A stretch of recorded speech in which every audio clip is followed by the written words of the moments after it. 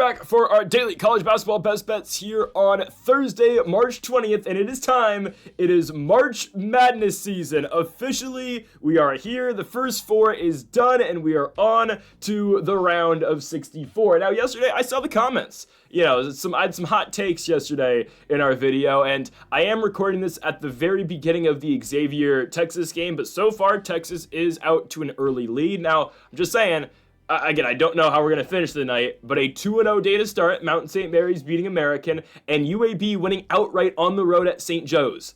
Again, told you so. Hopefully the final three hit for us. Regardless, we have our best bets here for college basketball, day one of March Madness of the first round, and I'm not going to go over every single game, obviously, because if you want to see that is in our March Madness full bracket breakdown. Make sure to go check that out here on the channel. Again, that is linked in the description. Went over every single game here for March Madness. Also, make sure to go check out our NBA predictions posted in a couple hours from now. And also make sure to go check out our UFC London predictions over on Greedo Plays MMA. Edwards versus Brady in the main event this weekend. Again, link in the description down below. Subscribe to that channel and subscribe to this channel as well. Okay, on to the first of our 5 games today, and we're going to start off here in, this game's in Lexington, Kentucky. Should be a relative home game for Louisville. I mean, it's in the same state.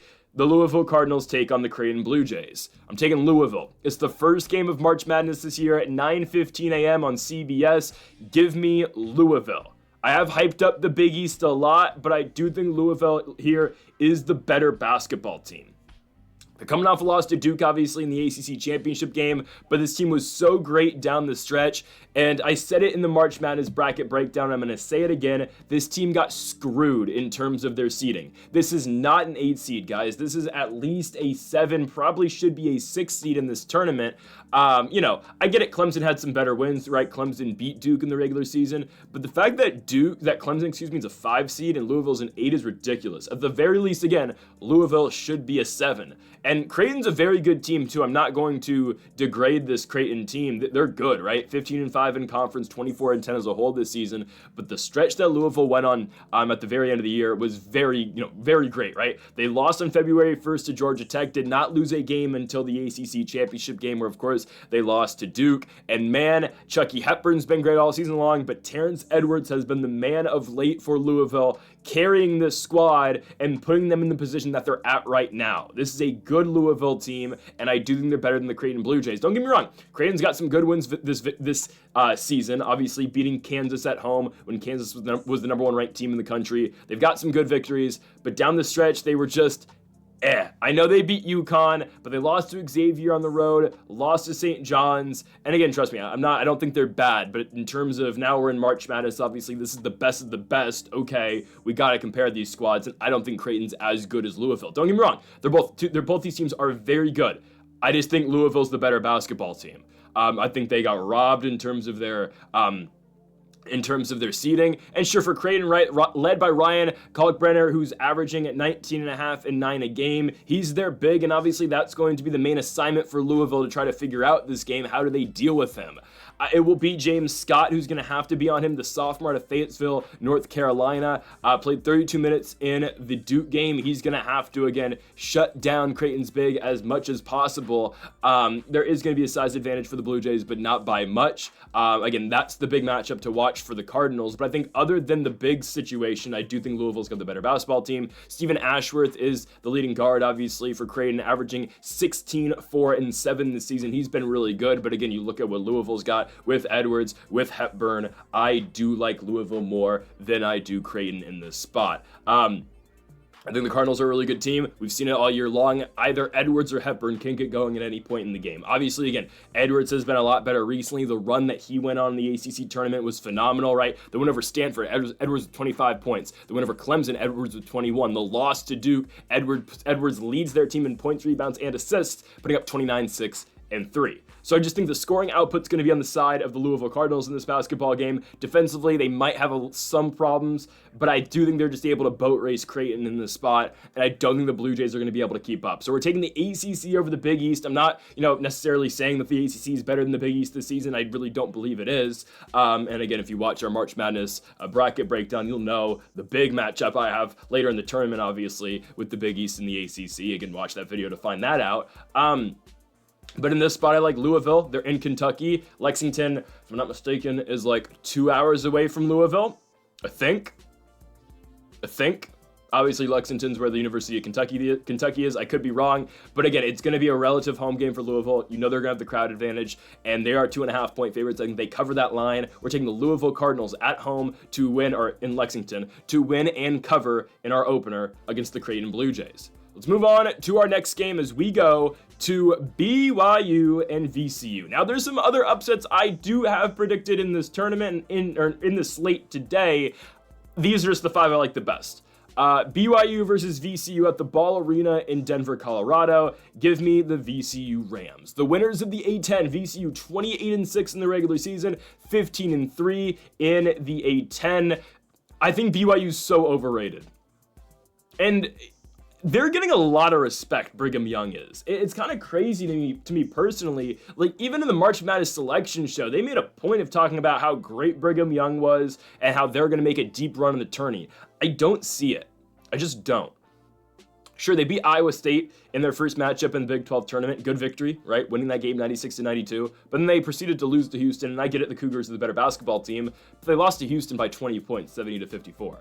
I get it. BYU went on their big run to close the year after back-to-back losses in early February to Arizona and to Cincinnati. They then went on to go to Morgantown and beat West Virginia. They beat K-State. They beat Kansas. They beat Arizona in a robbery game in Tucson, but it is what it is. They went to Tempe, beat ASU. They beat West Virginia, and then they won that double overtime game against Iowa State and closed out the year with a victory over the Utah Utes, right? BYU, you can't talk about Brigham Young basketball this season without talking about Richie Sanders. Sanders, their best guy, averaging 16 points a night. Igor Demon is going to be averaging 10. But again, other than Saunders, I'm just not moved by any other scorer on this Brigham Young team, because they don't really have that many more scoring threats. Now, you know what you're going to get out of VCU. Max Shugla is an elite guard in the country, averaging 15-6-4 this season. Shugla's been really good this year. Joe Bamaseal has been averaging 15 a game this season. There's just a lot of threats for this VCU squad. Jack Clark is their big. I just think they're able to get Brigham Young here. I think this is a classic upset. I wouldn't say Cinderella run because I don't think VCU goes too far in this tournament, but I think it's a classic underdog pick here. Again, VCU the 11 seed, BYU the 6 seed. I'm fine with VCU's placement as an 11, but I just don't think Brigham Young's as good as people think they are. You really look at these wins, man. Utah at home, Iowa State in double overtime. They beat Iowa State again. Trust me, Iowa State's going to get a lot better as this tournament goes on. If they can get past the first weekend, which we expect them to do, I think they're going to be trouble. Because, again, they're going to continue to get healthier and healthier. So they play Lipscomb tomorrow. Again, if they can get past the first 2 games, watch out. And trust me, we have a fun slate in store for you tomorrow as well. In this spot, though, just give me VCU. Give me Max Shugla and the guys. This VCU team was good all year long.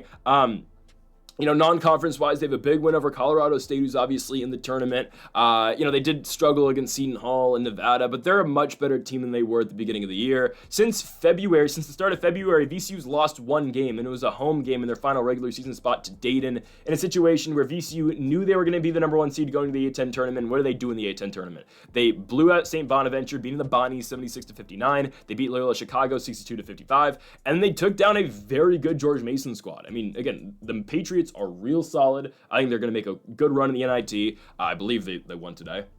I'm recording this thing during the George Mason game.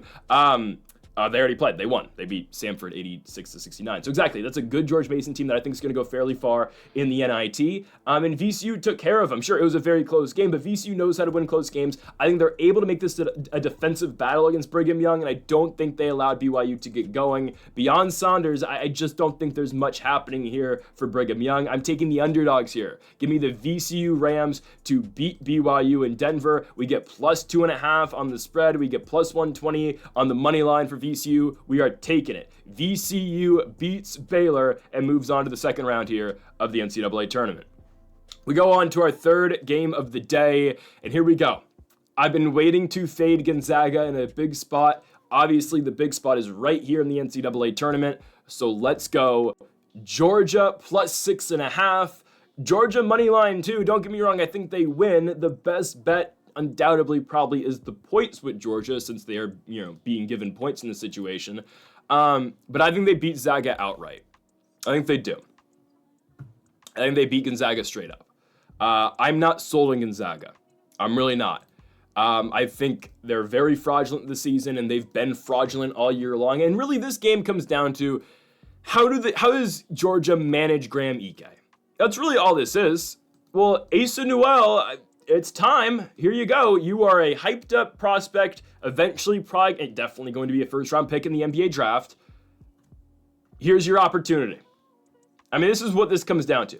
Here's your opportunity against a very good basketball player in Graham Ike, who he is bigger than. Newell is 6'11", Ike 6'9". I get it. Ike plays really big. I understand that. But we saw Ike struggle in multiple games against St. Mary's. I get it. Again, Georgia doesn't have the defensive presence that the Gales do at times. But I think Ike's 100% stoppable. And then you look beyond Ike with this team. Gonzaga doesn't shoot the ball well this season. I mean, that was the whole thing around their West Coast championship game against St. Mary's. St. Mary's went 0 for 16 from beyond the arc, and Gonzaga went like 2 for 19. So it wasn't much better for Zaga. Obviously, they hit the shots that they needed to win the basketball game. But Khalif Battle struggled. I know, again, Khalif Battle's good. He struggled from beyond the arc. Nembhard, he'll hit big shots. That's what I always say about Ryan Nembhard. Ryan Nembhard's going to hit the biggest shots in the biggest moments. But in minutes 1 through 36, Nembhard is a great facilitator. He's a great all-around basketball player. He's not the best scorer. You know, Nolan Hickman, Braden Huff, you know, Hickman can shoot it. But again, this team has struggled shooting-wise in the West Coast tournament. That game against San Francisco, they did struggle. They obviously pulled away from the Dons at the end of it. But don't forget, San Francisco was up at halftime in that game. And St. Mary's was very competitive against Gonzaga. Obviously, they beat them twice in the regular season, lost to them in the championship game. But again, Zaga's just not that force that they used to be. And really, if you can shut down Ike, they are not the same team. They are not. It's time for Asa Newell, playing in his first tournament, obviously, to show out and shut Graham Ike down. We know Newell is going to score. It's just, again, what can he do on the defensive side of the ball against Gonzaga's best player? Once we go beyond these two guys, right, I mean, nothing special on Georgia's offense other than Newell, let's just be honest. I mean, they've got guys, obviously. They've got Silas can play. He averages 13.5 and 4.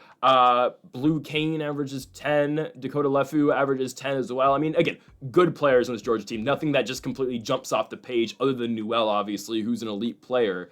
And you look at what Georgia did in the SEC tournament, sure, they were 1 and done. They lost their first game to Oklahoma. Not ideal. It isn't. I understand. And it was a very up and down season for Georgia. They finished 8 and 10 in the SEC, 20 and 12 as a whole this year. You look at their non-conference schedule. I mean, they beat St. John's. I value that win, you know, I really value that win, obviously. I mean, if you watched our bracket breakdown, you know how highly I think of Rick Pitino and the Red Storm this season. And Georgia beat that team by 3 and beat St. John's in their own element, a low-scoring game that Georgia got out of. I know, again, they were just playing in the gauntlet of an SEC this year. And sure, I think some SEC teams, like Vanderbilt, they're going to lose, obviously, in the first round because a team like St. Mary's should be able to shut them down. But matchup-wise, I don't mind it for Georgia at all. I know they're going to score. Gonzaga has struggled scoring towards the end of the year. And sure, you know, you can have your 95-point games against Pepperdine and Santa Clara and, you know, Pacific, these teams that don't score. But again, it's not the same Zaga team it's not like they didn't even run the table this year in the West Coast, or they weren't unstoppable in the conference this year. This team lost to Oregon State. Santa Clara went to Spokane and beat Gonzaga. You know, they lost 4 games in the conference this season. This is not the unbeatable heavyweight that we've seen. I think they're extremely beatable here. Hell, West Virginia beat them earlier in the season. WVU's not even in the tournament. They should be in the tournament, but it's okay. It deserved it more than Texas Xavier and UNC, but hey, right now, I'm just checking the score. Texas is up by 13 halfway through the first quarter, so looks like we're getting that one. Again, obviously, you watching this video knows what's going to happen, but Gonzaga, I just don't think they're the same this season. I know Graham Ike is good, but I think Georgia's able to shut him down. And if you're able to shut down Ike, the rest of the team doesn't function the same way. I'm taking the Georgia Bulldogs and Asa Newell to win their biggest game of the season. Sure, they were a 500 team in the SEC, but that just goes to show how good the Southeastern Conference is. And really, when you dive deep into those losses, who do they lose to in the SEC? Ole Miss on the road, Tennessee on the road, Auburn by 2 points in Athens, Arkansas on the road, Florida on the road, Bama on the road, Mississippi State, that sucks, but by 1 point at home, Texas A&M on the road, Mizzou Auburn on the road. The Oklahoma game does stick out, I'm not going to lie, the SEC tourney game. But they knew they were in. Georgia obviously worked their way into the tournament by beating Florida and going on that 4-game winning streak to close the season. I think they continue the momentum. Forget about the SEC tournament. Give me Asa Newell and the Georgia Bulldogs to defeat the Gonzaga Bulldogs.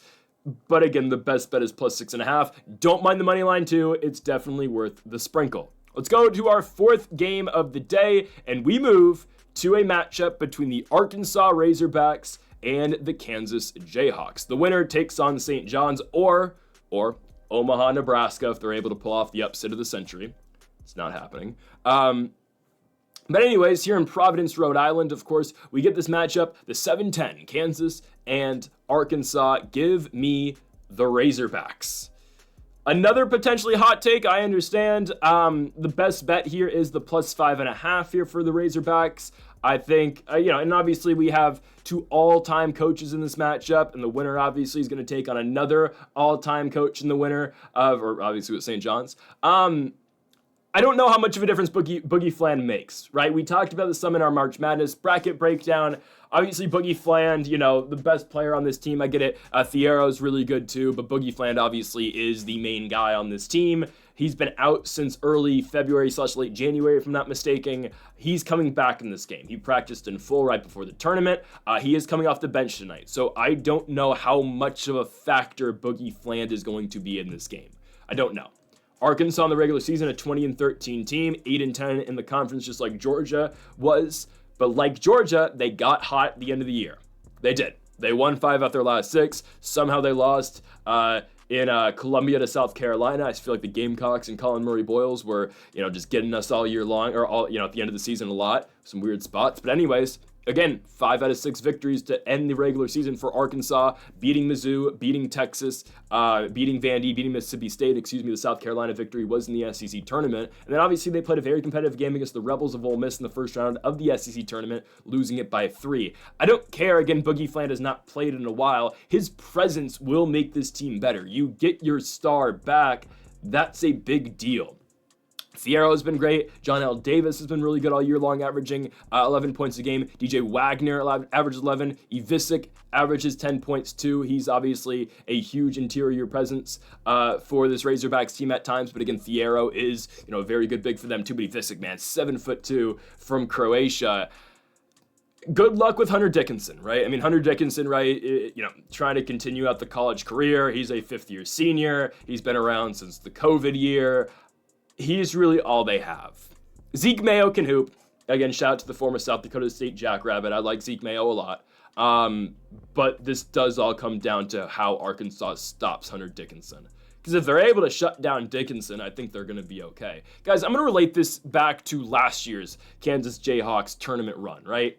We go back. They beat Samford in the first round. They beat them by 4 points. A game that they arguably should have lost. That terrible foul call at the end of the game was ridiculous. Samford probably should have won that game. And obviously Kansas got in the next round. Gonzaga blew them out by 20-plus points. But guys, Kansas was better last season. They were better last season, and they played a worse opponent last season in the tournament. And they still should have lost the game. Don't forget how bad the Jayhawks have been all year long. They're not in Kansas anymore. They're not playing this game at home. They are in Providence, Rhode Island, and it's not a home court for either of these squads, right? Obviously, all the fans in the crowd are going to be St. John's fans, right? There's going to be, sure, there are going to be some Jayhawks and Razorbacks fans, but it's not a home environment for either of these squads. And Kansas has excelled at home all year long, but in big spots, they haven't shown up this year. Their biggest win's the Iowa State victory at home. They blew them out. But in every other big spot Kansas played this year, they lost. Iowa State on the road, they lost by 17 points. The Houston game on the road, they lose by 6. Probably their biggest win's the Arizona victory and the Iowa State win, right? But in big spots at the tail end of the year, they did not show up. Beginning of the year, sure, they beat UNC. Obviously, UNC was not the team that we thought they were going to be, obviously in the tournament now, but still, right, UNC not the team we thought they were going to be. Michigan State, good victory at the beginning of the season, but that's back in November. Duke win. Again, it's just not, the Jayhawks aren't playing like they were at the beginning of the year. Zeke Mayo hasn't really he's come on as of late, but Mayo hasn't, kept up the scoring that he was showing at the beginning of the year. Again, Mayo is the second best guy. KJ Adams returns obviously from last year, had a big game in the tournament against Samford last year. He's at 9 point per game scorer. Same with DeJuan Harris. Don't get me started on AJ Storr, who barely plays. I think as long as Arkansas is able to find a way to contain Hunter Dickinson, I think they're going to be okay. Give me Arkansas to beat the Kansas Jayhawks, end the long college career of Hunter Dickinson. Again, assume that matchup down low will be Ivisic versus Dickinson. I doubt Fierro's going to get many minutes on him. Ivisic doesn't play much, but it's time to go, right? I mean, that's the matchup. So give me the Arkansas Razorbacks to beat the Kansas Jayhawks. Again, the safe play here and the official best bet is Arkansas plus 5.5. I don't mind the money line either. Again, it is worth the sprinkle. Let's go on to our final game of the night, and we go to Michigan versus UC San Diego, the second game in the Ball Arena from Denver, Colorado. Fourth, I guess they play 4 games in one location. But anyways, give me the Tritons. I'm sure this is the spot that everyone's on, right? And sure, we're going to join that list of, the long list of people who are taking the Tritons to beat the Michigan Wolverines. I get it. Size is a factor. Sure. It 100% is, right? I mean, Michigan has 2 centers. It's not like, oh, they just have a big 4 and they have a 5-2. No, okay. They've got Vlad Golden and Danny Wolf. Golden is 7'2", 7'1". Wolf is 7 feet tall. I understand. They played 2 bigs the entire game. Completely get it. UC San Diego forces turnovers. And you've probably heard this stat too if you've been contemplating this pick, but I will again express this to you again. UC San Diego forces the most turnovers in college basketball. Michigan gives up the ball more than a lot of teams in the sport this year. UC San Diego is going to turn this team over the entire game. UCI is not a bad offensive team, and UC San Diego shut them down. And UC San Diego forced a lot of turnovers in the second half of that Big West Championship game. Again, knock on wood, I'm recording this before the UCI Northern Colorado game yesterday. I'm assuming UCI is going to beat Northern Colorado, and I'm assuming Irvine, I still think is going to win the NIT. I think they're the best team in that tournament. Trust me, I think they are. I think they'll beat Stanford. I think they'll beat George Mason. I think they'll beat all of those squads. I think they'll beat UAB, who came through for us yesterday. Shout out to Yaxel Lendenborg and the guys. But that's a great win for UC San Diego, right? That's a tournament team. Honestly, if if their name wasn't UC Irvine, they would be in the tournament as well. We should have got a 2-bid Big West, but it's okay. It's okay. We had to watch, San Diego State get blown out instead. It's all right. Not telling me UCI wouldn't have played a little bit better against North Carolina. Just saying. But UC San Diego, I get it. They're undersized. They force a lot of turnovers, and they are going to play quick tonight. They're going to. Tate Jones is the player of the year in the Big West. Averaged 26-4 this season. The dude's a monster. Tyler McGee can shoot it. And that was apparent, obviously, in the Big West Championship game. McGee hit some big shots. Sure, again, he took a lot of threes in that game. But okay, he went 1 for 6 from the 3-point line. Anyways, the entire year long, Tyler McGee has hit big shots. He hit some opportune shots, by the way, in the UCI game. His shooting percentages wasn't the best, but he'll hit some big shots, right? That's what he does. Tyler McGee, I can only assume, is going to rise to the occasion in this spot and shoot a lot better than he did in that UCI game. Hayden Gray can shoot it too. Hayden Gray's a really good shooter. Trust me, guys, this UCSD team, sure, you can have all the size you want underneath, but what happens now when UC San Diego continues to shoot? The size doesn't matter anymore. They are going to bring all those guys out, and here we go. Guys, don't forget about Michigan's struggles at the end of the season. Their struggles to score, their struggles just to win a game in general, and I get it. Oh, we're going from the Big Ten to, the Big West champions. But they're not just the Big West champions. They're the best mid-major team in the country. They're one of the best teams in the country. Guys, UC San Diego is a 30-4 team this season. Their losses were UCI, should be in the tournament. UCR on the road, okay, that cesspool, can give you some trouble. Hell, I would be shook going into that cesspool too. It is what it is. We're going to forget about the Seattle University games. Seattle U gave, some teams some problems. And then San Diego State, the first game of the year, doesn't count. Okay, right?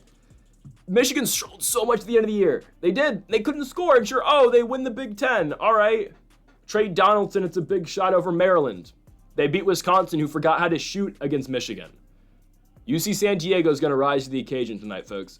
And, unlike Wisconsin in the Big Ten title game, don't forget how Michigan struggled at the end of the year. They lost to Michigan State, looked horrible in that game in Ann Arbor. They barely get by Nebraska. Both those teams couldn't buy a bucket. 49-46 victory for the Wolverines. They barely get by Rutgers, lose to Illinois, get blown out, lose to Maryland, lose at East Lansing. The Michigan season comes to an end. The Big Ten tournament champions lose to the Big West champions. Give me UC San Diego to pull off the upset. The Cinderella starts now. UCSD wins the game, plus 125 on the money line at plus 2.5. Like them both. Give me the Tritons to beat the Michigan Wolverines for the biggest victory in UC San Diego school history. The first season they are eligible to be in the tournament. They get it done. Give me UCSD. So folks, thank you all for watching our 5 best bets for college basketball here for the first day of March Madness here on Thursday, March 20th. If you want to see the rest of my predictions for the first round of the NCAA tournament, go make sure to check out our March Madness full bracket breakdown linked in the description down below. Make sure to hit that subscribe button down below for more. Make sure to leave a like if you did enjoy the video, and make sure to comment if you do disagree with any of the picks. Folks, thank you all for watching, and Mamba forever.